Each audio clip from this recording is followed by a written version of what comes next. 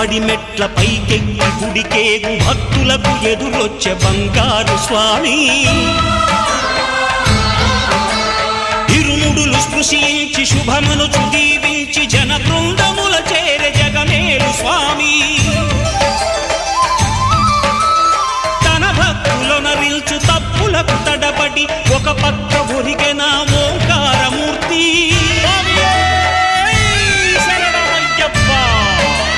స్వాములందరూ తనకు సాయము కాగా ధీమంతుడై లేచే ఆ కన్య స్వామి పట్టబంధము వీడి భక్తతతికై పరుగు పరుగున వచ్చే భూమిపైకి నరుడై